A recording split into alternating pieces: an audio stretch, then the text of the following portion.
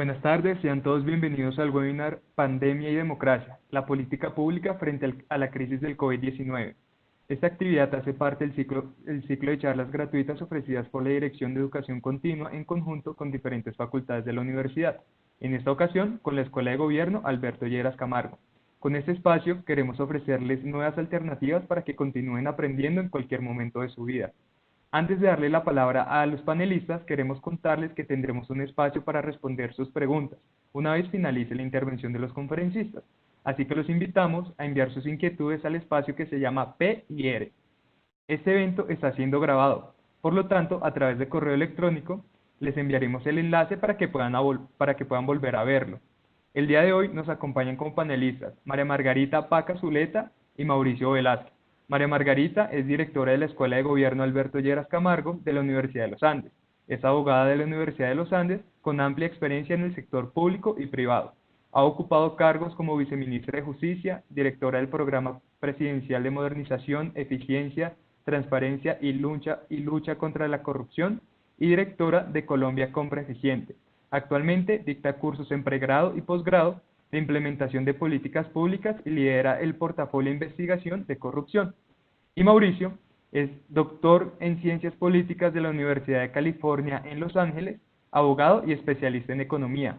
Actualmente está interesado en la convergencia de agendas sobre la titulación de baldíos y la sostenibilidad ambiental en el marco de los Objetivos de Desarrollo Sostenible, ODS. Recientemente desarrolló investigaciones sobre el primer año de implementación del Acuerdo de Paz en 3 municipios colombianos con énfasis en los programas de desarrollo con enfoque territorial, PDET.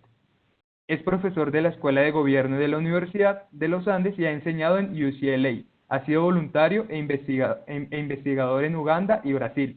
Ya sin más preámbulo, le damos la palabra a Mauricio y Paca. Bienvenidos.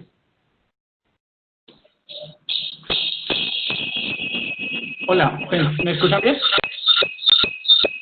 Hola José, muchas gracias. Tengo como un eco aquí Perdón. ¿Ya está mejor? Yo creo que está mucho mejor, Mauricio. Hola Mauricio, Okay, te escuchamos bien. Listo, qué pena con ustedes. Bueno, muchas gracias por venir aquí a acompañarnos en este seminario. La idea, si ustedes lo van a tener presente al final, es invitarlos a ser parte de esta conversación sobre la situación actual de la democracia en tiempos de pandemia. Una de las reflexiones más importantes que yo creo que vamos a tener al final de este webinar es que tenemos que construir entre todos y no solamente desde la voz de aquí de lo que digamos Paca y yo, ¿no? Entonces la invitación es a que sea una conversación más que una conferencia. Nos gustaría hablar de 3 temas. Perdón que yo sigo teniendo eco aquí. Nos gustaría hablar de 3 temas. Uno, y lo mandé ahí, digamos, al chat de todo el grupo. Uno es de qué forma el miedo a las consecuencias de esta crisis de salud, digamos, conduce, querámoslo o no, a que tengamos riesgos de gobiernos autoritarios. La segunda pregunta clave es cómo pensar la democracia en medio de esta evidente crisis social. Y cómo se traduce eso a veces en discursos de amigo y enemigo. Y en ese sentido, pues la pregunta es cómo rescatar la vocación de la democracia para lograr consensos en un contexto pues que cada vez se torna más tenso en términos políticos y por lo tanto muy moralizante. Y finalmente, yo creo que si nos alcanzan unos minuticos hablaremos un poco de cómo pensar el rol de las universidades en esta situación actual. La verdad es que se siente como que llevamos mucho tiempo en medio de esta pandemia, ¿o no, Paca? El tiempo pasa el transcurso del tiempo está en una dimensión distinta, sin lugar a dudas. Absolutamente. Y como naturalmente pasamos por el miedo, por la depresión, por la desesperanza, estamos llenos de sensaciones que hacen que nuestras percepciones se afecten, ¿no? Que no estamos mirando las cosas como las miraríamos en unos momentos de normalidad. Total, yo creo que yo he pasado por todos los estados posibles emocionales. Para mí no han sido solo 3 meses, siento que han sido por lo menos 6 o 8 meses. Pero debo decir que no solamente han estado marcados por malas sensaciones, ¿sabes? He encontrado en la solidaridad de los colegas, en la solidaridad de muchos hogares que conozco, en la solidaridad de mucha gente, como motivos muy fuertes de esperanza. Yo creo que parte de lo que vamos a hablar hoy involucra esa otra lectura también más optimista de lo que podemos lograr si actuamos juntos. Yo quería empezar precisamente haciéndote una pregunta, Paca, sobre la sensación de que el miedo es una de las sensaciones que primero nos envuelve en medio de una crisis de salud, de que ese miedo produce una especie como de irracionalidad o de la necesidad de alguna experiencia de protección y que eso nos conduzca, digamos, a darle demasiado poder al Ejecutivo, sobre todo.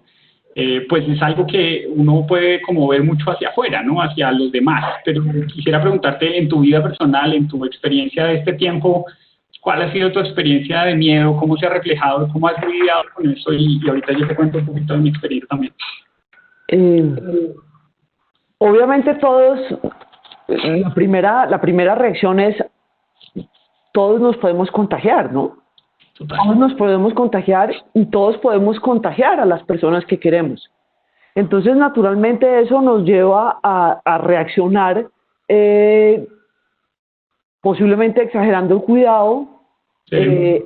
Al no saber, la incertidumbre nos genera más miedo, nos genera temores, y entonces siempre estamos buscando que alguien nos dé luces.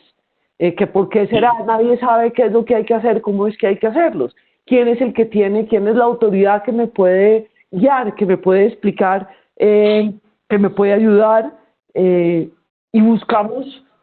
queremos oír a alguien que nos diga con certeza cómo nos podemos proteger y cómo podemos proteger a nuestros amigos, a nuestras familias, a los que están alrededor. Y en una situación como esta, justamente nadie sabe. De acuerdo. Hay voces, pero todas las voces están ahí, pero no hay ninguna voz que tenga más autoridad que la otra. Inicialmente todos nos podemos volcar a los epidemiólogos, pero sabemos que esa no es la única voz. Y además que no están todas las respuestas y no está lo que queremos oír, lo que pensamos que nos podría calmar el miedo. Y eso pues se empieza a hacer un bucle de miedos y temores, con también otras, como tú decías, otras sensaciones amables, ¿no? Y es apoyos, ofertas, generosidad, ofertas de tiempo para el otro, que genera, sí, que muestra lazos de afecto.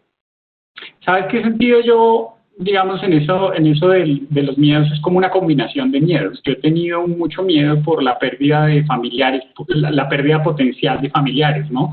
Mis padres son bastante mayores, mi abuela es bastante mayor.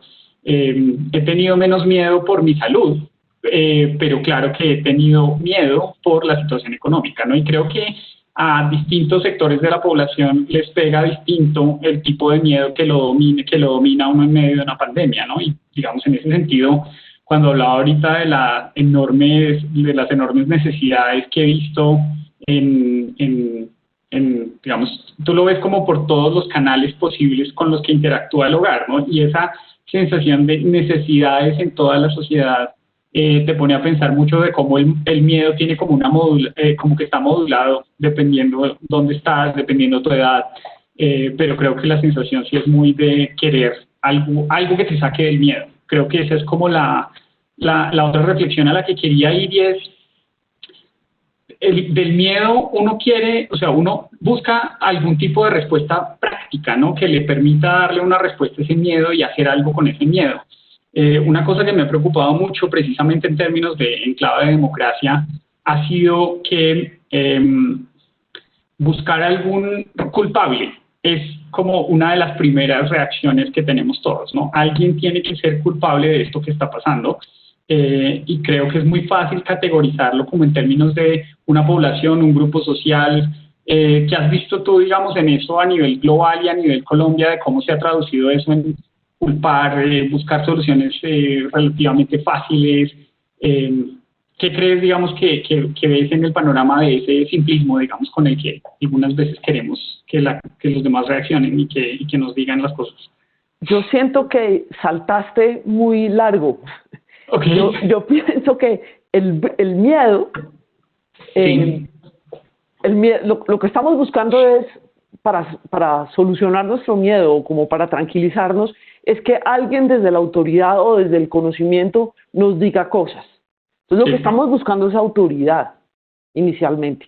De Y yo acuerdo. creo que eso nos pasa a todos en circunstancias de temor o de incertidumbre. Necesitamos una autoridad que nos diga, mire, sí, el peso se va a devaluar, o mire, sí, la economía, pero todo el mundo está haciendo suposiciones, todos tenemos un poquito una bola de cristal para adivinar qué es lo que va a pasar. Pero incluso en el tema médico, lo que nos decían el 20 de marzo los epidemiólogos no es igual a lo que nos dicen los epidemiólogos ahorita. Cambia porque con el tiempo todo el mundo está aprendiendo cosas y eso nos da miedo. Digamos, en lugar de calmarnos, nos da más miedo porque finalmente, Sí. ¿qué es lo que me están diciendo? Sí. ¿Qué es lo que pasa? ¿Qué es lo que...? Y por eso estamos buscando autoridad. Por eso los seres humanos estamos diciendo, queremos a alguien con autoridad que nos señale caminos. De acuerdo. Porque es la forma de solucionar ese miedo.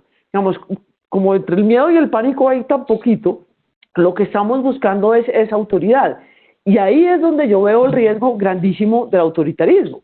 Porque obviamente cuando tenemos miedo sí queremos que alguien nos señale el camino. Pero si ese camino está lleno de restricciones a las libertades, si ese camino está lleno de formas de autoritarismo, se vuelve muy peligroso.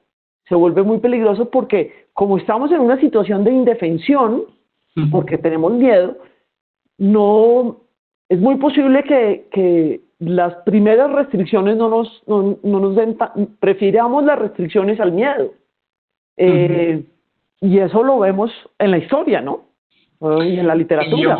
Se vio claramente con los judíos en la peste bubónica. Ellos fueron, digamos, parte de la comunidad que se juzgó como responsable. Lo vemos hoy en la India con declaraciones en medios contra las comunidades musulmanes, ¿no? Ataques que han habido a esas poblaciones. Trump en su momento habló del virus que tenía este origen chino y hubo una polémica gigantesca en torno a esa identificación y ataques a comunidades que tenían esos rasgos asiáticos. Y también ves reacciones como la de Bolsonaro diciendo que no existe el virus, o que el virus en todo caso es un virus parecido a la gripa normal. Y en ese sentido, digamos, la pregunta es, ¿queremos autoridad? Y entonces, ¿cuáles son las distintas formas de autoridad que tú estás viendo en el panorama mundial? ¿Cuáles de esas formas de autoridad, digamos, de cuáles nos pegamos para decir aquí hay un buen ejemplo de cómo hacer esto y preservar la democracia en este momento? Y me gustan los ejemplos que pones porque hay una que es como decir, hay alguien culpable. Hay alguien culpable. Pues los judíos no dormían con animales, no comían ciertos animales y por eso no eran víctimas de ciertas enfermedades. Y en lugar de aprender de esas condiciones de higiene, lo que hizo la humanidad fue señalarlos en su momento. Es más fácil, claro. Mucho más fácil decir, a usted que no le da, es que usted debe estar haciendo brujerías o quién sabe qué está haciendo usted, porque a usted no le da. En lugar de decir, ¿qué es lo que hace bien el otro? ¿Cómo puedo aprender del otro para que a mí no me dé esa enfermedad? Entonces, uno es los chinos, que es Claro. Culpa de otro. o el negacionismo. Esto es una gripa, esto es una gripiña, creo que fue lo que dijo Bolsonaro en su momento, como diciendo, y además nosotros somos fuertes y somos sanos y somos un pueblo robusto y pues es tapar el sol con las manos, ¿no? Que es una forma, en algún momento le va a llegar el agua al cuello, eso no tiene mucho sentido. Entonces los señalamientos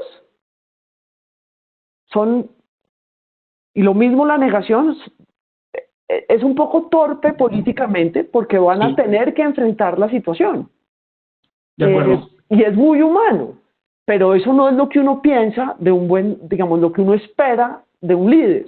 Uno espera que el líder que uno quisiera tener, acepte que hay unas realidades que están por encima de lo que esa persona puede mover o puede articular.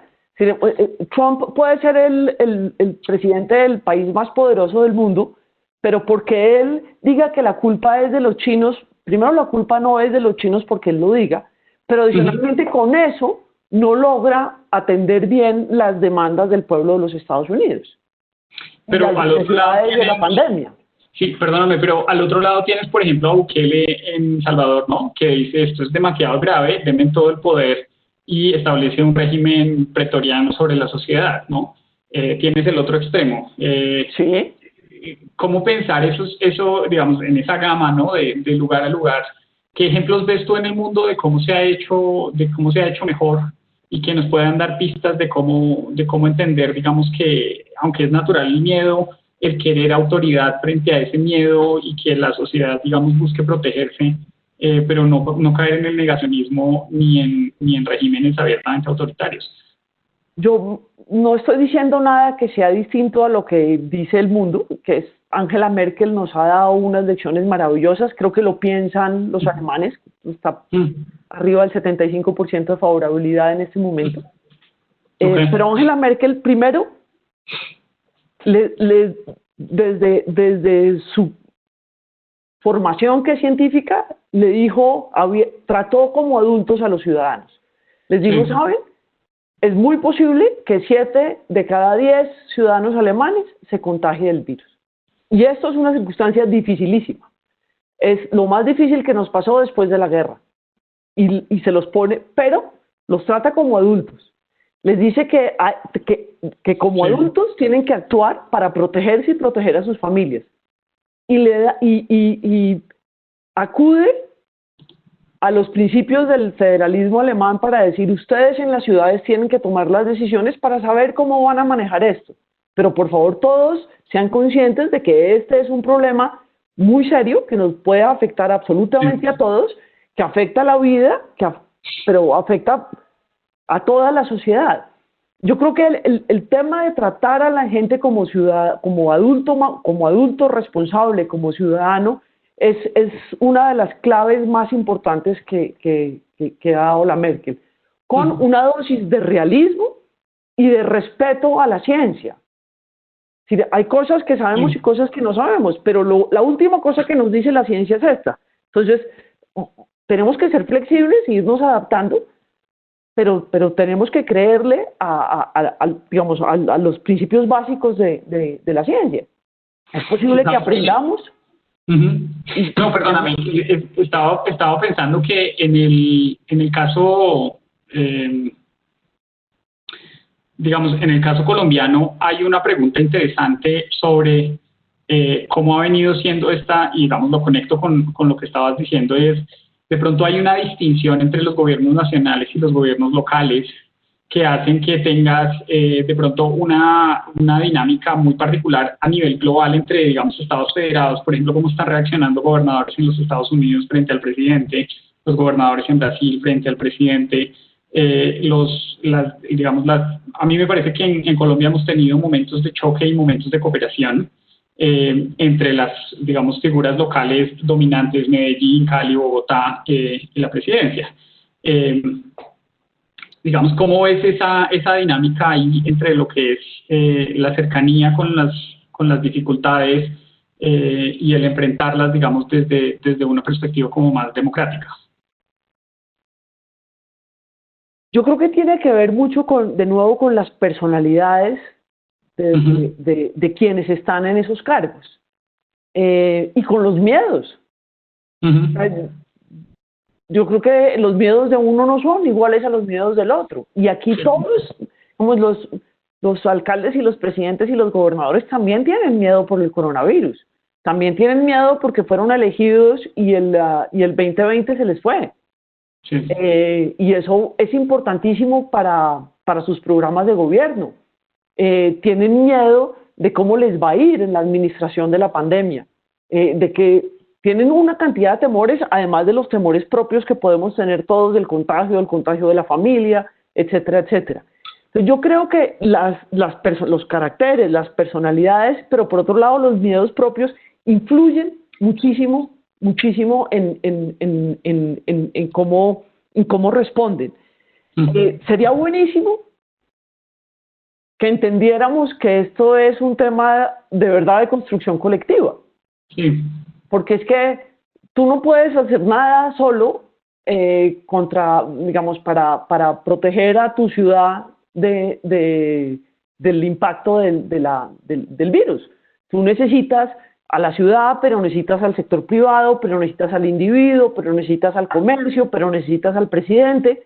Vamos, esta sí es una tarea donde pues necesitamos actuar de forma coordinada, respetando la visión del otro, y entendiendo que no es, tú no haces, si tú te encierras en tu casa, te encerraste en tu casa, pero una ciudad no puede vivir encerrada en la casa por siempre.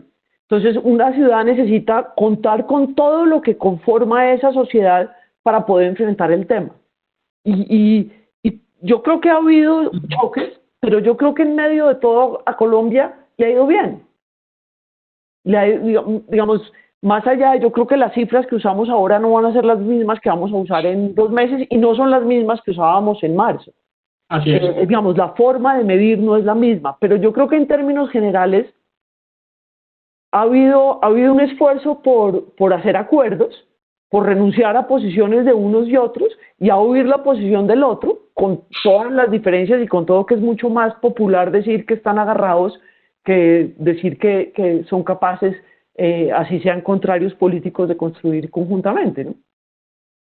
Total, Paca, yo quería preguntarte, habíamos hablado antes de cuando estábamos preparando este webinar, una recomendación para las personas que nos están viendo, de algo para leer, algo para ver, que nos ayude a continuar esta conversa, y pasamos al siguiente tema. ¿Qué crees que podríamos invitar a la gente a ver o a leer?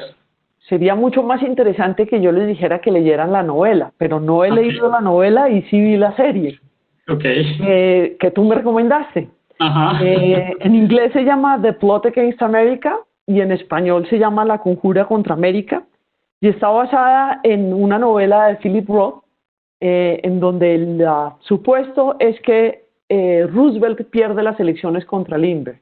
Okay. Estamos en plena Segunda Guerra Mundial, y la lógica de la campaña de Lindbergh es: Roosevelt los va a llevar a la guerra, en cambio yo voy a ser neutral.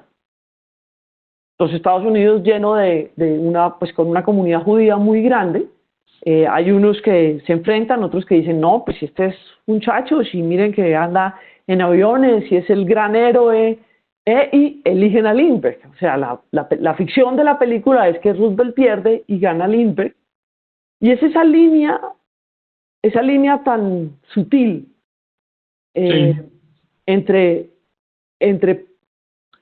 permitir que algo fuera de lo normal ocurra, donde hay una privación de libertades, donde hay y empezar a decir que eso no pasa nada, que podemos aceptarlo y seguir adelante, que es una línea muy, muy sutil, es muy sutil, y es cuando hay una violación de principios donde tenemos que parar y decir: aquí no más.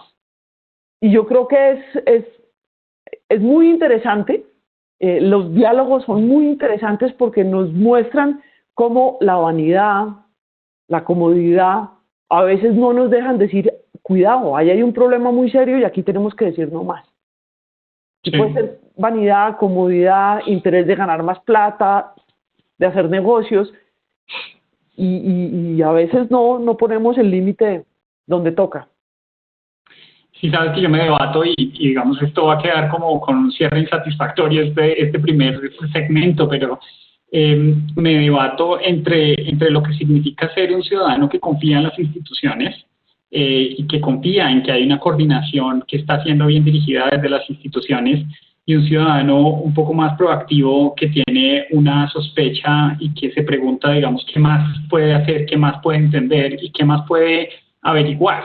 Yo sé, digamos, que hay muchas personas que consideran investigación ver videos de teorías conspirativas, y en ese sentido eso me preocupa, ¿no? En los Estados Unidos eso sí que es común hoy en día, confundir eso con la investigación, y entiendo, digamos, el riesgo y el daño que le hace a la democracia que todo el tiempo estemos pensando en teorías conspirativas. Pero en todo caso me queda, digamos, una enorme pregunta, y es cómo construir una especie de pacto con el Estado, en el que el ciudadano también tenga una preocupación por la formación de su propio criterio, no coma entero y esté precisamente pensando en esto que tú estás diciendo. O sea, no es ese slippery slope de que de alguna manera estamos perdiendo la democracia, pero todavía es como cuando tú pones, no sé si has visto ese experimento de unas ranas que ponen en agua caliente, el agua está fría y después la empiezan a subir poquito a poco y digamos, hasta el punto en el que ellas se mueren, pero nunca se dan cuenta, digamos, realmente no experimentaron el cambio dramático, pero la muerte llegó, ¿no? Obviamente ocurrió.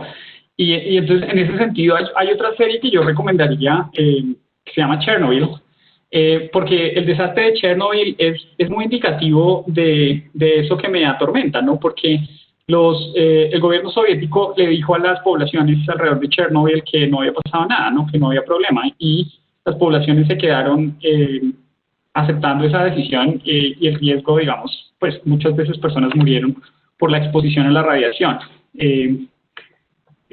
Entonces tienes como una pregunta compleja. Yo creo que definitivamente donde yo pondría el énfasis es, tienes que asumir que tu ciudadanía es adulta y tienes que darle la información que tú tienes, y confiar en la sabiduría de esa población para tomar decisiones. En la medida que le ocultas información o los consideras como simplemente sujetos de un pánico potencial que va a hacer que todo colapse, terminas envolviendo todo tu mandato en una sospecha que es la que facilita toda esta proliferación de conspiraciones. No sé, digamos que pienses en eso último y pasamos al siguiente tema. El punto de la confianza. Digamos, los ciudadanos son mayores, saben cuidarse, y si no hay confianza es imposible hablar de legitimidad. Pero la confianza no es de una sola vía, la confianza es de dos vías. Yo tengo que confiar en las instituciones, pero las instituciones tienen que confiar en mí. La cosa de la presunción de buena fe es en serio, y es en serio en la democracia. Sí, yo tengo que confiar en las instituciones, pero las instituciones tienen que confiar en mí y me tienen que tratar como una persona de fiar y una persona que es capaz de tomar sus decisiones. Pero me tienen que dar la información suficiente o me la deben ofrecer, y si yo soy ese ciudadano mayor de edad, pues me preocupo por conocer esa información, por revisarla, y aceptarla o discutirla. Una cosa que decías tú que me parece importante es que confiar en las instituciones y respetarlas no quiere decir no señalar algunos puntos que creo que se pueden mejorar o que tú crees que se puedan mejorar. Es decir, una disposición crítica, ¿no? Exactamente. Bueno, Paca, de todas maneras, la otra cosa que de la que queríamos hablar conecta perfectamente con esta, y es la pandemia no solamente deja una crisis evidente de salud, y probablemente a muchos de nosotros nos va a tocar de manera pues trágica en nuestras familias extensas, qué sé yo, pero también deja unas consecuencias económicas tremendas, ¿no? La caída del PIB que se calcula, pues ya hay algunas cifras, pero lo que se calcula es devastador. Las cifras de desempleo también son devastadoras, y vemos, digamos, en muchos países, por ejemplo, bueno, en toda América Latina, pero creo que por ejemplo, la situación de Perú es particularmente grave, de cómo ha puesto en evidencia la crisis del sistema de salud, y en nuestras regiones, por supuesto, en el Amazonas, en el Chocó, en distintos hospitales regionales, realmente la falta de servicios médicos suficientes. Pero creo que además la crisis expone todo lo que son las críticas más tradicionales a los sistemas tributarios, a los sistemas pensionales, en fin.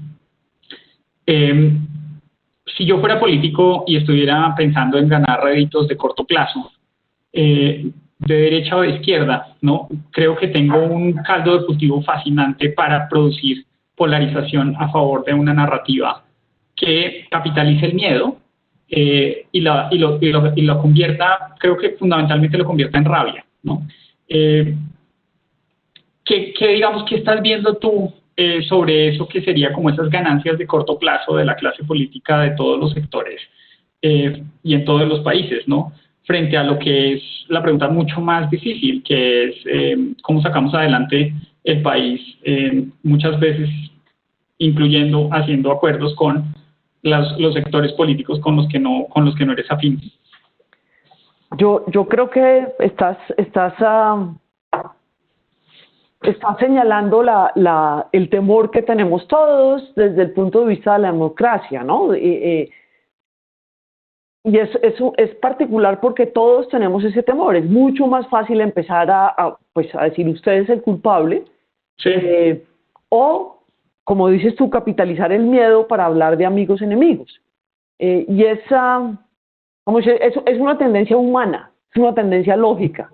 Sin embargo, y yo creo que aquí tenemos que mencionar el artículo que me mencionaste esta mañana, el artículo de Carlos Caballero del sábado pasado, que es un artículo que vale la pena que lean los que no lo han leído, Sí. donde Carlos Caballero dice, bueno, si tenemos realmente personas de Estado que estén pensando en el bienestar y en la necesidad de reconstruir para, digamos, tú lo decías, vamos a haber aumentado las brechas, perdido estos progresos que habíamos hecho de superación de desigualdad,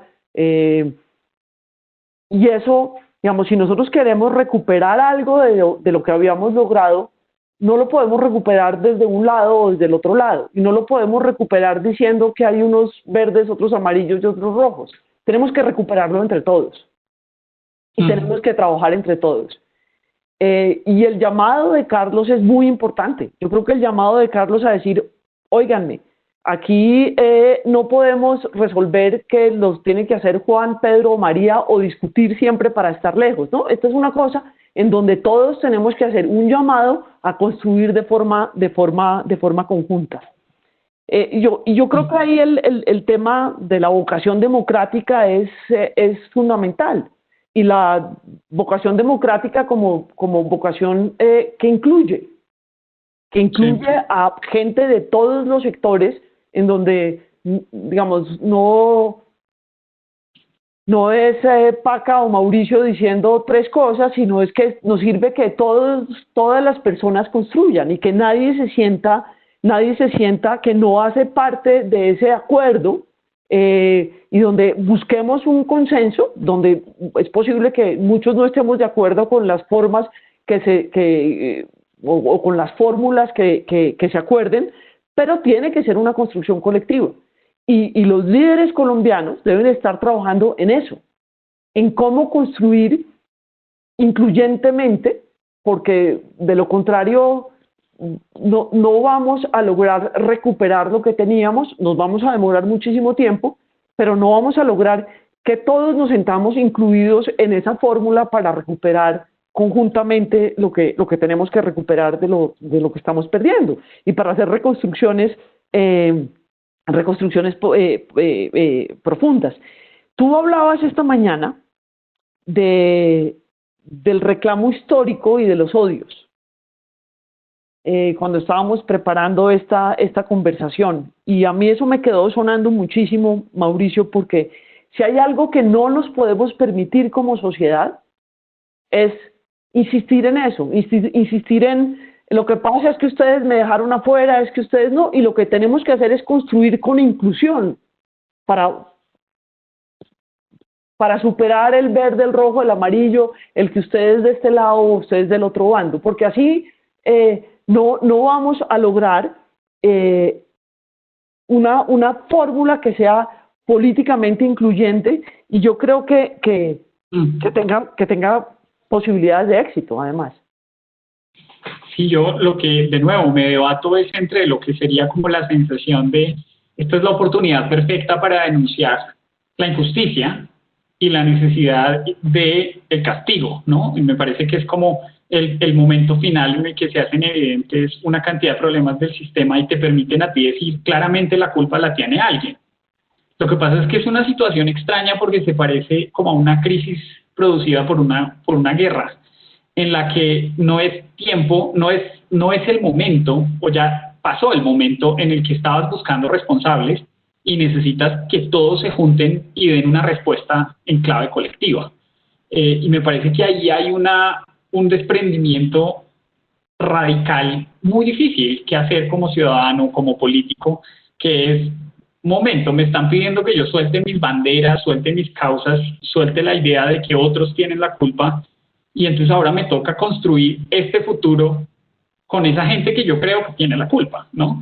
Y me parece que la narrativa es de derecha o de izquierda, ¿no? Me parece que hay hay narrativas contra lo que ha sido el legado de las izquierdas, por ejemplo, en América Latina y en Colombia, y los legados que han dejado las derechas, por supuesto, en Colombia y en América Latina.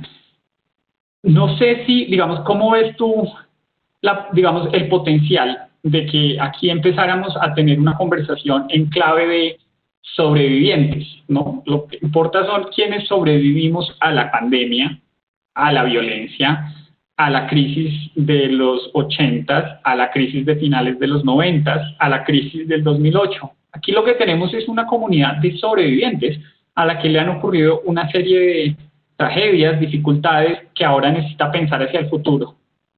¿Cómo hacer el tránsito hacia una pregunta sobre los que estamos sobreviviendo y no lo que yo creo que sigue pasando, y es que en medio de esta gran urgencia nacional, lo que seguimos es en debates sobre el pasado, sobre cómo se hicieron las cosas en el pasado, quién tiene la culpa del pasado, quién lo hizo peor en el pasado, y en ese sentido me parece que no estamos pudiendo leer este momento en clave de unidad.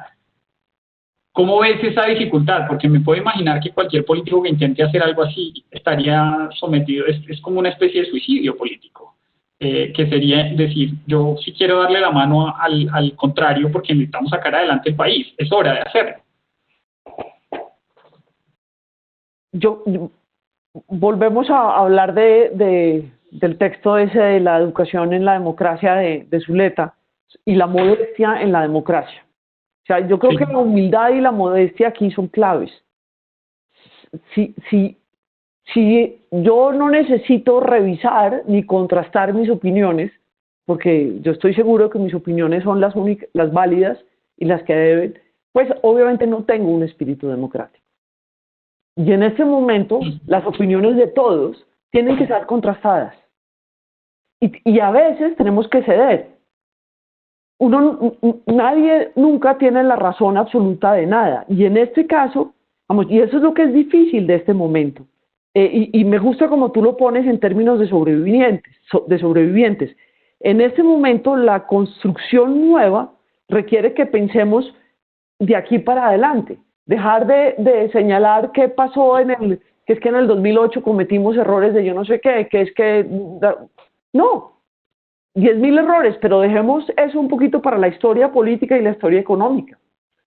Para la política y para la definición de las políticas públicas, pensemos qué hacemos hacia adelante. Creo que no tenemos muchísimo tiempo para seguir debatiendo quién tuvo la razón hace 10 años. Pensemos qué podemos hacer para construir, y ese es el llamado que me parece interesante de Carlos. Sí. Hablemos, señores, por favor, tratemos de construir de aquí para adelante, fijémonos sobre qué queremos trabajar, cómo queremos hacer, cómo queremos seguir para adelante en este país desde el punto de vista social, político, de la democracia, de la economía, cómo hacemos para superar desigualdades, cómo hacemos para trabajar en el campo colombiano, qué vamos a hacer de aquí para adelante, pero si nos dedicamos a mirar lo que nos desunió o nos puso en la dinámica amigo-enemigo, pues no vamos a lograr construir y no vamos a lograr llegar a algunos consensos. En los consensos siempre hay personas que no están de acuerdo, siempre tenemos personas que no están de acuerdo, pero cuando construimos conjuntamente, logramos que las personas digan, yo no estuve de acuerdo con eso, pero como este es el camino, yo sigo para adelante. Hay un discurso que me gusta muchísimo de la Constitución de los Estados Unidos, y es, apenas aprueban la Constitución de los Estados Unidos, uno de estos señores famosos se levanta y dice, yo no estuve de acuerdo con muchísimos de los artículos, pero de aquí para adelante voy a defenderlos todos. Y eso es algo que pasa cuando uno construye, por más de que no esté de acuerdo, dice, no, llegamos a este consenso y sabemos que vamos a ir para adelante. Obviamente no se trata de renunciar a la diferencia, no, de eso no se trata, pero se trata de tener unos acuerdos sobre unas bases para construir, y pues eso fue lo que hizo Alberto Lleras finalmente para hacer el Frente Nacional. A uno le puede gustar o no gustar el Frente Nacional, pero ese acuerdo nos permitió echar para adelante en muchísimas cosas como sociedad y en términos políticos, y yo creo que eso es con su gran enemigo. Vamos, esas son construcciones que yo creo que es lo que tenemos que estar buscando como sociedad, porque insisto, si empezamos a tener los reclamos históricos, no vamos a lograrlo. Sí, tengo la sensación de que digamos, la dificultad está en reconocer qué tan cerca estamos de un naufragio y estamos en el barco discutiendo, ¿no?, sobre por qué salimos de la costa y nos fuimos a la marea. Yo creo que todas las críticas que se pueden hacer a esto que estamos diciendo, que flojera la democracia, que flojera las coaliciones, qué cosa aburrida andar haciendo unos pactos entre sectores que realmente no comparten nada, digamos, se ve en perspectiva, pero la perspectiva que necesitamos, y yo creo que aquí tú y yo y todos los que nos están viendo, lo vamos a empezar a sentir. O sea, viene un año en el que vamos a sentir realmente qué tan cimbroneado quedó el barco y qué tanto nos sirve seguir queriendo pertenecer a un grupo en el que estamos absolutamente afirmados en nuestra verdad, sin concederle nada a la contraparte, sin interés de hablar con la contraparte, mientras toda la agenda país está bloqueada. Me parece que vamos a empezar a pagar un costo cada vez más alto como país por la polarización en la que estamos inmersos. Yo creo que podríamos hacer una recomendación y hablamos del último tema. ¿Qué te parece, Paca? Perfecto. Bueno, yo quería recomendarles un libro hermoso que se llama La mente de los justos de Jonathan Haidt. La mente de los justos es una historia moral y, digamos, de la moral y de nuestro comportamiento político. Es un libro que nos pone a todos a dudar de nuestras verdades políticas. ¿Verdad? Para acá es como la sensación de mierda, de pronto mi lectura de la sociedad es la que yo he tenido en mi vida y es la que me convence, pero puede que no sea ni la que sea universal ni la que yo le deba imponer a los demás. Y sobre todo siempre voy a salir a defender porque yo tengo la razón, porque obviamente tenemos la disposición moral a sentirnos justificados en lo que estamos haciendo. Por eso probablemente ustedes y yo seamos las únicas personas, digamos, sensatas políticamente en el país. Esa es la sensación que tenemos, ¿no? Y por supuesto que la pregunta es, ¿puedes dudar? ¿Puedes dudar de esa seguridad que tienes políticamente? Y hay una cosa que está muy bien descrita en ese libro y es cómo sentimos que ante el miedo de estar expuestos ahí afuera, perder debates políticos, no tener una orientación clara de para dónde ir, es muy, muy común querer buscar algún lugar de refugio, ¿no? El partidismo se percibe como una experiencia de identidad. Yo soy el partido. Por ejemplo, en el caso de los Estados Unidos, pertenecer al equipo de Trump se ha traducido también en tener una tendencia a negar la pandemia o a negar la gravedad de la pandemia o qué sé yo. Y creo que eso es lo que ha sido tan refrescante de todo este movimiento de protesta que ha habido en torno al racismo sistémico en los Estados Unidos, y es una experiencia de, digamos, multisectorial, de unidad en torno a una pregunta que es una pregunta de nación. Me ha impresionado mucho las declaraciones de Mitt Romney, de George Bush, de figuras republicanas, ¿no? Muy destacado el momento de salir de la sensación de, oye, no te vas a quedar sin país por no creer exclusivamente en el sector político en el que siempre te has sentido identificado, ¿no? Encontrarle problemas a tu sector político probablemente es una demostración de que estás teniendo adultez, estás llegando a la adultez política. Entonces, muy recomendado La mente de los justos de Haidt. Es que ¿Qué pasa con el último tema? Bueno, perdóname. Es la invitación a confrontar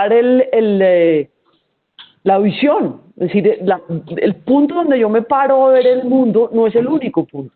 Total. Y de pronto si empiezo a dar la vuelta, de pronto me gusta más lo que veo dando la vuelta. Pero una de las cosas que a mí me parece muy interesante de ese libro es que además dice, usted está convencido de que todo su razonamiento político es absolutamente racional. Usted está pensando 100% con la cabeza.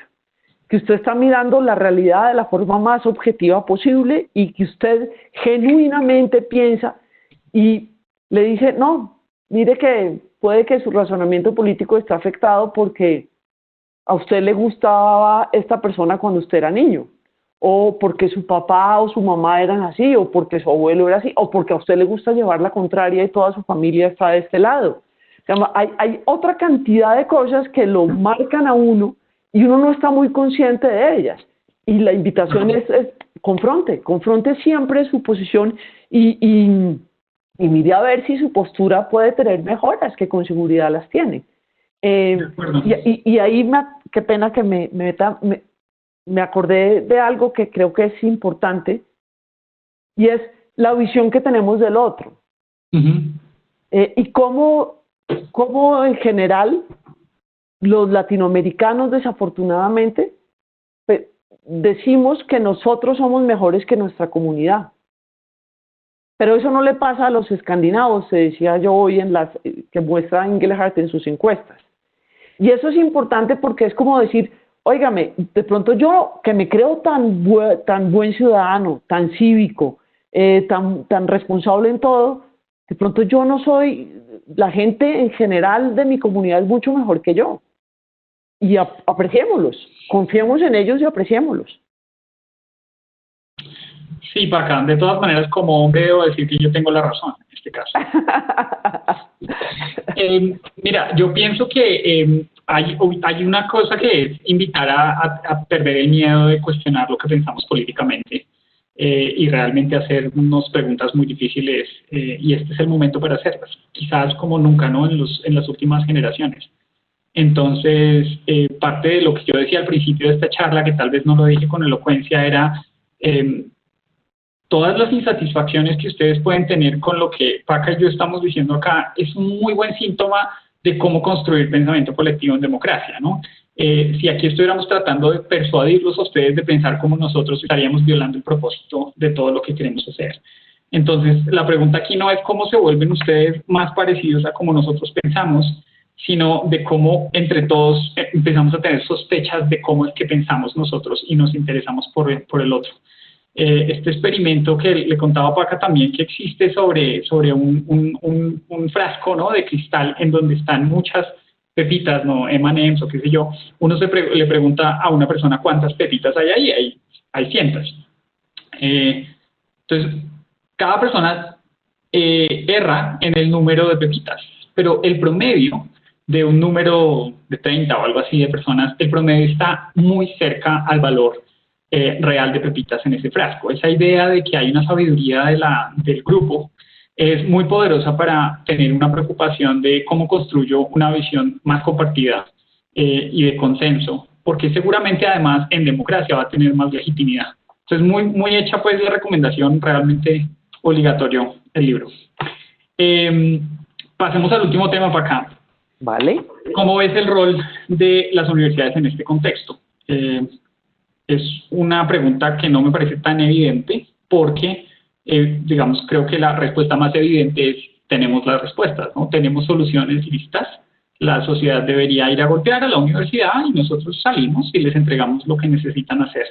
Y claramente ni tú ni yo estamos de acuerdo, ¿verdad?, con esa postura.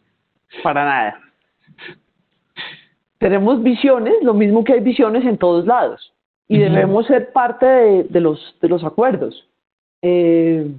Pero yo creo que, digamos, claro que las universidades pueden contribuir, pero las universidades no son la única autoridad.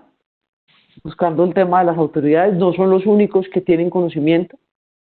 Y también es muy peligroso resolver que solamente en un sitio hay respuestas. Y digo en un sitio como si el único lugar donde podemos buscar respuestas es en la academia. Yo creo que tenemos que buscar respuestas y tenemos que buscar acuerdos en todos los sectores y asegurarnos que sean, digamos, que la búsqueda sea una búsqueda incluyente. Yo creo que tenemos un ejemplo muy bonito que tú conoces muy bien, que es la fundación de la Universidad de los Andes. Sí. Ese es un ejemplo muy bonito de respuesta de respuesta a cuál es el papel de las universidades en época de crisis.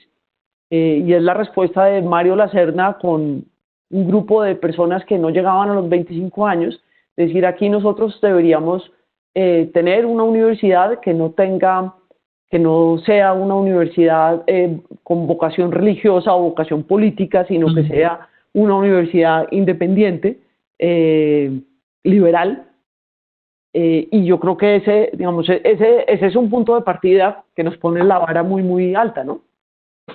Sí, total. Ahora, la Universidad de los Andes es una universidad privada muy costosa y en ese sentido tiene un reto particularmente exigente de conectar con el país y creo que es una vocación que debe buscar muy activamente. Yo siento que estamos ante una pregunta muy, digamos, al interior de la universidad hay una pregunta muy fuerte de realmente cumplir con ese propósito. Yo hace poco estaba tuiteando sobre la importancia, por ejemplo, de tener unidad entre universidades como la Universidad Nacional, la Universidad de los Andes. Viste cómo nos fue a todos, pues a estas dos universidades en particular, pero a varias del país les fue muy bien en los rankings internacionales y ahí hay un potencial enorme de construcción de nación. Yo quisiera extender ese ejemplo que das de Mario Lacerna porque para muchos no es tan conocido que Mario después fue rector de la Universidad Nacional y como rector de la Universidad Nacional hizo un gesto muy importante que fue darle el título honoris causa a López Pumarejo y a esa ceremonia invitó a Laureano Gómez, ¿no? Entonces la foto es de Mario Lacerna en la mitad de López Pumarejo y Laureano Gómez en ese contexto, digamos, de una apuesta a país de superar, digamos, el conflicto y toda su miseria. Y después Mario tuvo un gesto aún más impresionante, que fue cuando se dio la Constitución del 91, de la que toda tu generación fue protagonista y le debemos, digamos, una gran cantidad de esfuerzos como estudiantes universitarios, que es el otro rol de la universidad. Los estudiantes universitarios han hecho de todo, ¿no?, por el país en todas las coyunturas, lucharon contra la dictadura de Rojas Pinilla, sacaron adelante la constituyente, han, digamos, movilizado a toda la sociedad en torno a la financiación de las universidades públicas. Ha sido impresionante el liderazgo de los jóvenes, de los estudiantes universitarios. Pero entonces a lo que iba es que Mario, después del 91, vino esta decisión importantísima de, como líder conservador, aceptar ser senador por el M-19, ¿no? Y ese ejercicio de que un líder conservador de una universidad que tenía, digamos, una apuesta por producir tecnocracia en el país, por producir investigación, una apuesta que de alguna manera trataba de aislar la investigación de una pregunta muy, muy activa de la época, precisamente es la persona con más agresividad tomando la decisión política de construir con la contraparte. Y yo creo que Mario en ese sentido también dejó un legado para la universidad como un ejemplo, ¿no? De, ojo, usted puede reinventarse siempre y las decisiones más improbables pueden ser las que dejen legados más de largo plazo, aunque recuerdo, digamos, de lo que yo estuve investigando, pues perdió amigos, ¿no? Y perdió gente que no le volvió a hablar por eso. A eso nos exponemos todos cuando decidimos buscar esos pactos democráticos. Pero una de las cosas interesantes es que su postura es constantemente contrastada con la postura de los demás. Y yo creo que esa es la lección. Esa es la lección. No, en el año 48 digo, eso que estoy viendo no me gusta, tengo que construir algo para ver cómo como sociedad respondemos de una forma distinta. Después, ¿cómo hago para que estos dos señores hablen, ¿no? ¿Cómo la academia puede servir para que estos dos señores estén juntos en un evento en donde yo reconozco el conocimiento, la sabiduría y las construcciones que hizo López Pumarejo y invito a alguien a que es de mi partido, pues porque Mario Lacerna era conservador, para que haga eco de las construcciones de López Pumarejo, de la construcción social de López Pumarejo? Y yo creo que simplemente el hecho de participar en la constituyente como candidato a mí me parece significativo. Porque es que la mirada inicial frente al movimiento de la séptima papeleta y a la constituyente digamos, de las personas de Mario Lacerda en su momento, no era un poquito condescendiente, era un poquito como, ay, esto era lo normal, ¿no? Ay, qué interesante, ¿no? Pero Sí. todo lo contrario, digamos, la postura es todo lo contrario, es decir, no solamente me le mido, sino me le mido con aquellos que acaban de firmar la paz, con aquellos que acaban de subvertir el orden. Yo que soy este conservador, soy capaz de decir, si estos son los señores que entran al establecimiento, yo ¿por qué no puedo hacer alianzas con ellos? ¿Por qué no puedo ser parte del grupo de ellos cuando queremos reformular las fundaciones del país? Y yo creo que ese es un ejemplo de que uno sí puede hacer una mirada de contrastar sus posturas y mirar. Yo no recuerdo que haya habido algún tema fundamental en donde él se haya alejado del resto de su bancada, en la Asamblea Nacional Constituyente, por ejemplo. No, y creo que eso es significativo.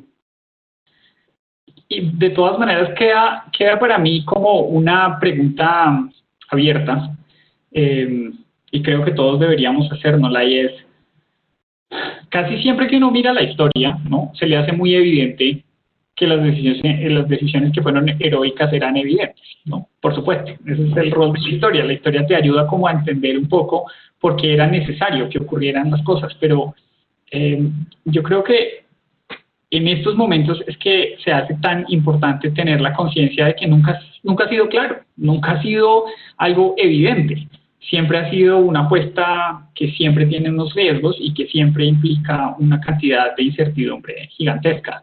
Y yo creo que, digamos, ahí es donde está la audacia real que exige ser un demócrata, ¿no? Y es esa construcción improbable con sectores que no siempre con los que no estás de acuerdo, cuestionar tu propia visión de mundo, salir de tu burbuja, preguntarte si otros tienen mejores ideas, y hacer una apuesta por la defensa de esto. Al final creo que la democracia no se sostiene por sí misma, ¿no? Y necesita gente dispuesta, o sea, tener militancia democrática implica este ejercicio difícil de defender el centro donde se dan las decisiones colectivas frente a los extremos. Ahí va a estar el reto, creo, en la generación que viene. La generación que viene tiene, creo que tú lo decías en alguna de estas reuniones con estudiantes de primer semestre, la generación que viene está en un momento de quiebre muy difícil desde muchos puntos de vista, pero también que genera una serie de oportunidades muy grandes. Y es que posiblemente estamos en un panorama mucho menos claro que el panorama que teníamos hace 4 años, 5 o 6 años. Es posible que hayamos tenido un panorama así de confuso cuando tú entraste a la universidad. Es probable, pero o cuando yo estaba saliendo de la universidad. Pero creo que este momento especial es como que no sabemos, nos toca reconstruirnos hasta en la forma como veníamos viviendo, porque nos cambió la forma de relacionarnos. Esto lo estamos haciendo así a través de un Webex. Eso cambia sí. Mucho, cambia muchas sí. formas de relacionarnos, pero además con todo lo que nos está dejando de crisis económica, de crisis social, de habernos devuelto en los esfuerzos por superación de pobreza, lo que nos está dejando en temas de problemas familiares que no conocemos muy bien, que no están muy documentados todavía, nos hace pensar que estamos frente a problemas que no habíamos dimensionado como los vamos a empezar a dimensionar de ahora en adelante. Y hay otra cosa que es interesante. Tú hablabas de que la historia nos muestra, claro, la forma de narrar la historia nos dice, perfecto, tenía que aparecer esto. Parte de lo que hace el libro de Roth, o la serie, porque como les digo no he leído el libro, sí. Es decirnos qué hubiera pasado si no hubiera ganado Roosevelt. Exacto. Digamos, obviamente, eso no fue. Para estudiar la historia no tenemos que imaginarnos, pero para estudiar cómo respondemos sí es importante, como individuos y como sociedades, sí es importante. Yo creo que esto nos deja un montón de preguntas, pero también nos invita de alguna manera a la acción. Y aquí en las preguntas yo veía a alguien que estaba hablando de acción individual y acción colectiva. Y obviamente la acción individual es cuidarnos y estar en las casas como estamos todos ahorita, y importantísimo. Pero si no trabajamos en acción colectiva, va a ser mucho más difícil recuperarnos de la crisis. Si no pensamos en construir de forma conjunta, si no hacemos un esfuerzo de acercarnos a la persona y al entendimiento de la persona con la cual no hemos estado de acuerdo, si no pensamos que lo que tenemos es, tú lo decías hoy, el pastel, los economistas hablando del pastel que obviamente se achicó el pastel, y entonces todo el mundo va a tener porciones inferiores del pastel porque se achicó, la economía se achicó. Bueno, ¿y cómo vamos a hacer para agrandarla? Y para agrandarla, si todos lo hacemos, pues la agrandamos mejor que si nos quedamos peleando por los pedazos del pastel más chiquito. Y ahí hay preguntas individuales y preguntas colectivas, pero es que la vida es de preguntas individuales y colectivas. De acuerdo. De acuerdo, yo creo que, digamos, si acá veo varias, digamos, de estas preguntas que ya, digamos, estamos cerrando, pero, digamos, recogiendo algunas de las preocupaciones, y pues obviamente creo que hay muchas preguntas que sobre todo están en clave me parece que es en clave como de conciencia colectiva, ¿no? La pregunta es una pregunta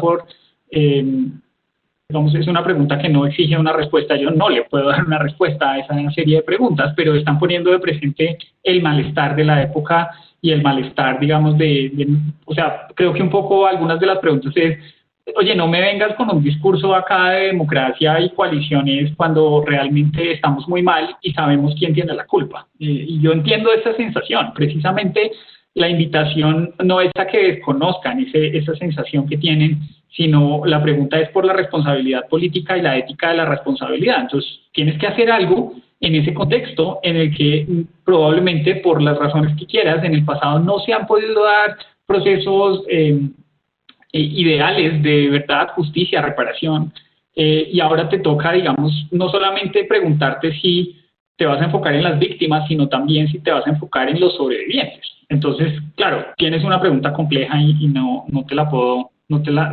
las podemos responder, no estamos llamados a responderlas. Pero sí creo que la pregunta es, ¿cuál es la respuesta que le estás dando?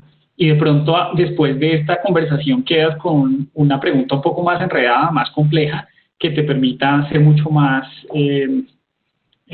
yo creo que sobre todo más creativo en cómo pensamos el camino hacia adelante. Hernando Zuleta escribió una columna muy interesante y yo la tuiteé, hablando de, aquí tenemos unos problemas serios en materia económica, en materia de empleo, en materia de informalidad. Pongámonos de acuerdo. Si usted me dice que vamos a flexibilizar el salario mínimo por problemas de formalización del empleo, entonces hablemos de exenciones tributarias y hablemos de mecanismos de protección social universal, ¿no? Hablemos de sistemas de salud, hablemos de sistemas de pensiones y por supuesto que los sindicatos deben sentarse también a ver de qué manera apoyan la reactivación económica, ¿no? Hay una economía circular y los pactos implican demasiadas, digamos, dimensiones en las que tenemos que ponernos de acuerdo, pero no me pidas, creo yo, la perspectiva de un trabajador convencional es, no me pidas que me baje salario, si al final seguimos teniendo unas exenciones tributarias que hacen al Estado sumamente débil para producir un sistema de seguridad social mínimamente universal que llegue a todas las regiones. O no me digas que yo pague más impuestos como persona natural si al mismo tiempo tienes unos índices de corrupción que me desestimulan completamente, ¿no? Con lo que yo estoy aportándole a las arcas del Estado. Y entonces ponernos de acuerdo en todas esas dimensiones, creo, es donde está la tarea difícil, ¿no? Tienes que traer sectores que en general, a los que en general creo que les va mucho mejor no poniéndose de acuerdo, porque electoralmente creo que es lo que todos queremos desde nuestras distintas tribunas, ¿no? Confírmame mi sesgo de ese enemigo que yo estoy viendo al frente, ¿no? Entonces, pásate de tribuna y obsérvate como tú mismo, como tú eres el enemigo de esa tribuna del frente, y entonces el político que está arengando al otro está ganando votos es a partir de esa lógica de esas tribunas. Si se desaparecen las tribunas y toda la gente se pone a hablar de lo que les ayudaría a salir adelante, pues se acaba esa forma de hacer política. Complejo. No sé si tú quieras decir algo de cierre, Paca. Ha sido una delicia, como siempre, esta conversa. Muy divertido y muchas gracias, Mauricio. Yo tal vez quiero insistir en que digamos, el punto aquí no es encontrar respuestas, además porque, de nuevo, yo no creo que las tengamos, es imposible. O sea, tenemos es que tomar el pelo y decir que claro que tenemos la razón y sabemos que no es así. Claro. Y entonces el punto es tratar de huir y tratar de construir asegurándonos que no estamos como sociedad dejando grupos por fuera. Y eso es dificilísimo, pero es que lo que nos interesa no se hace fácilmente. Hablabas del artículo de Nano. Sí, obviamente, si yo soy un empresario, estoy pensando en mis empleados formales y estoy pensando en mis impuestos y estoy pensando un poco menos en la informalidad. Es muy posible. Pero si no pienso en la informalidad, pues no soy capaz de construir en serio, porque en este país, ¿cuál es el número de personas que están en la informalidad? Y si dejamos a cualquiera de estos por fuera, pues nos enredamos. Y si dejamos los sindicatos por fuera, nos enredamos. Y el punto es hacer un esfuerzo por tener a todo el mundo. Y ahí viene la llamada de la humildad para nosotros, para la humildad de todos los que hablamos. Digamos, la democracia sí requiere modestia, y sí requiere humildad, y sí requiere sospechar de nosotros mismos, ¿no? Sospechar de lo que nosotros, de lo que estamos viendo y de lo que estamos diciendo, y de pensar que de pronto asegurarnos que oír al otro, porque de pronto nuestra posición se va a enriquecer, y posiblemente vamos a ser capaces de construir algo. Yo tenía un profesor que siempre decía: si las primeras 5 páginas de la novela son malas, por favor, dele chance.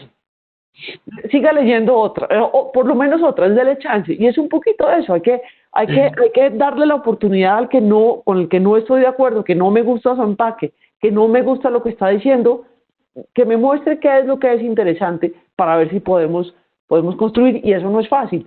Además, porque eso no da réditos políticos. Es mucho más fácil en este momento la dinámica amigo-enemigo, pero ojalá la superemos. Pero además, en la dinámica amigo-enemigo, y qué pena que vuelva, también los caracteres funcionan. Y ahí tenemos que hacer un esfuerzo que tiene que ver con el crecimiento personal, sin lugar a dudas. Pero también pensaría yo que quienes están en la política electoral tienen que pensar en su crecimiento personal y no ver el mundo de esa manera. Volvernos adultos todos, de alguna manera, ciudadanos adultos todos. Mauricio, muchas gracias. Fue muy divertido. A ti, Paca. Muchas gracias a todos los que nos acompañaron. No sé si volvemos a Educación Continua para el cierre. Les agradecemos mucho. Ha sido un placer. Un abrazo. Muchas gracias a todos. Sí, muchas gracias, Mauricio y Paca, por su valiosa intervención, y a los asistentes por enviar todas estas preguntas tan interesantes. Acabamos de compartir por el chat un enlace que les pedimos que abran antes de irse. Es una encuesta muy corta en la que podrán contarnos cómo les fue en esta actividad. Ya para terminar, les contamos que pueden volver a vivir este evento, porque quedará grabado en la página que les estamos compartiendo en este momento, también por el chat. En ese enlace también podrán conocer otras actividades como esta que tenemos programadas. Por ejemplo, este viernes 12 de junio a las 5:30 de la tarde tendremos el webinar Retornar o no retornar, el dilema de la nueva normalidad. La próxima semana, el miércoles 17 de junio a las 6 de la tarde, tendremos el webinar La música y el juego en familia, nuevos aprendizajes en casa. En esta página también podrán conocer todos los contenidos digitales que la universidad está liderando en este momento. De nuevo, muchas gracias a todos por su participación. Esperamos que esta actividad haya sido provechosa para ustedes y que nos sigan acompañando en el resto de actividades programadas. Que tengan una feliz noche nuevamente. Gracias por participar y nos vemos a la próxima.